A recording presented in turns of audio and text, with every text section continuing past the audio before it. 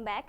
Canadian वज़ीर आज़म Justin Trudeau ने Toronto के मेयर जॉन टोरी से मुलाकात की है, जिसमें गन वायलेंस से निपटने के लिए गुफ्तगू की गई और सिलसिले में हाउसिंग, तालीम और इंफ्रास्ट्रक्चर तक रसाई के हवाले से गौर किया गया।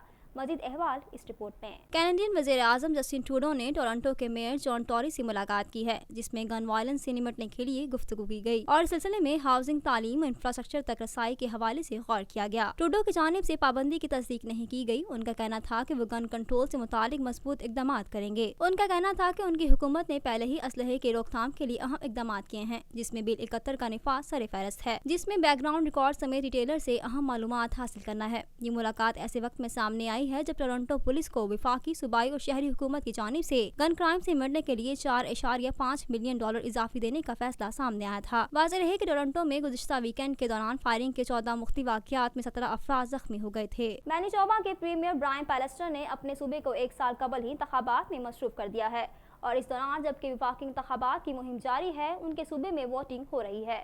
मज़ीद अहवाल इस रिपोर्ट में। मैनीटोबा के प्रीमियर ब्रायन पैलेस्टर ने अपने सूबे को 1 साल कबल ही इंतखाबात में मसरूफ कर दिया है और इस दौरान जबकि वफाकी इंतखाबात की मुहिम जारी है, उनके सूबे में वोटिंग हो रही है। इस हवाले से जस्टिन ट्रूडो का कहना है कि पैलेस्टर अपने फैसले लेने में आज़ाद हैं और अगर चाहते हैं तो अपने लोगों को वोटिंग के लिए भेज सकते हैं, हत्ता कि वफाकी इंतखाबात की मुहिम क्यों न जारी हो। उनका कहना था कि लिबरल पार्टी मैनीटोबा में 1 से ज्यादा सीटें रखती है। हमने 7 नशिस्तें जीती थी, जबकि इसके मुकाबले में 2015 के इंतखाबात में टोरीज ने 5 और NDP ने 2 नशिस्तें हासिल की थी। 10 सितंबर को होने वाली वोटिंग में प्रोग्रेसिव कंजर्वेटिव को रकम और रजाकारों में इजाफे की जरूरत है। विफाकी कंजर्वेटिव को भी 21 अक्टूबर को होने वाले इंतखाबात में सूबे की सीट निकालने के लिए अपने ज़राए बढ़ाने की जरूरत है। कनाडा की वज़ीर ख़ारजा क्रिस्टिया फ्रीलैंड ने अपने बयान में मकबूजा कश्मीर की कशीदा सूरत हाल पर सख्त तशवीश का इजहार करते हुए मुतालबा किया है कि मुतासरा कश्मीरियों के साथ बामायनी मुज़ाकरात किए जाएं।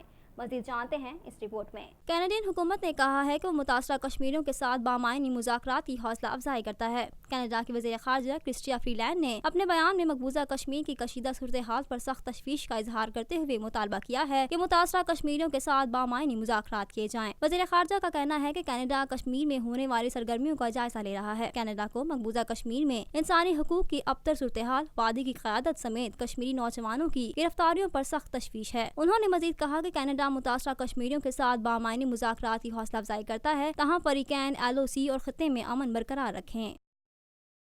ग्लोबल 2020 कनाडा लीग की अवलिन ट्रॉफी विनिपेग हॉक्स ने जीत ली। वैनकूवर नाइट्स के खिलाफ सनसनीखेज फाइनल टाई हो जाने पर हॉक्स ने मुकाबला सुपर ओवर में अपने नाम कर लिया।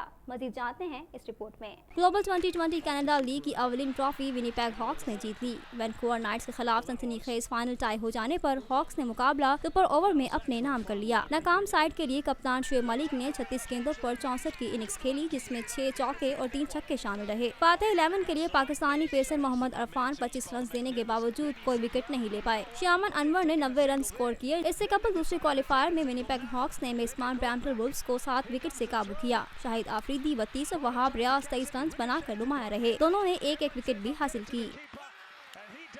अमेरिका के वज़ीर ख़ारजा माइक पोम्पियो ने पाकिस्तान के अवाम को यौम आज़ादी के मौके पर मुबारकबाद पेश की है। मज़ीद जानते हैं इस रिपोर्ट में। अमेरिका के वज़ीर ख़ारजा माइक पोम्पियो ने पाकिस्तान के अवाम को यौम आज़ादी के मौके पर मुबारकबाद पेश की है। वज़ीर ख़ारजा माइक पोम्पियो ने अमेरिकी हुकूमत की तरफ से यौम आज़ादी की मुबारकबाद देते हुए कहा है, कई सालों से अमेरिका और पाकिस्तान ने मिलकर काम किया है। उन्होंने कहा कि वो दोनों मुमालिक की ज़्यादा से ज़्यादा खुशहाली, अवाम के माबैन ताल्लुकात को मज़ीद तक़वियत बख्शने और पाक अमेरिका तिजारती ताल्लुकात की बेहतरी की उम्मीद करते हैं। अमेरिका के पेंसिल्वानिया सूबे में एक डे केयर सेंटर में आग लगने से कम से कम 5 बच्चों की मौत हो गई।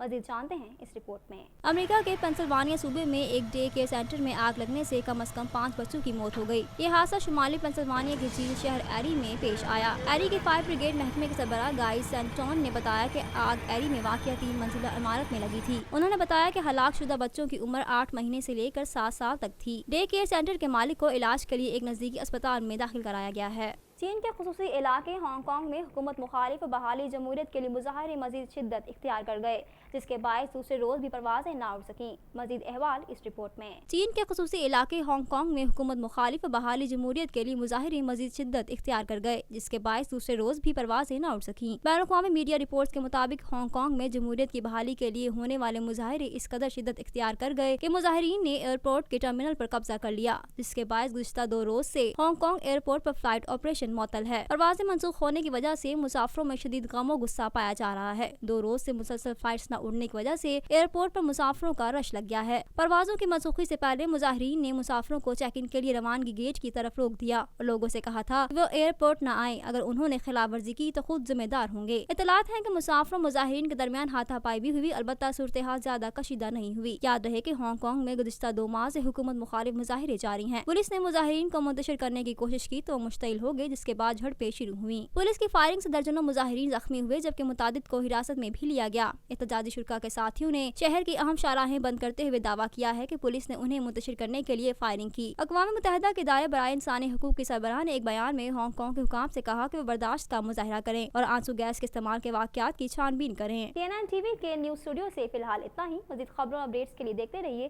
TNN TV۔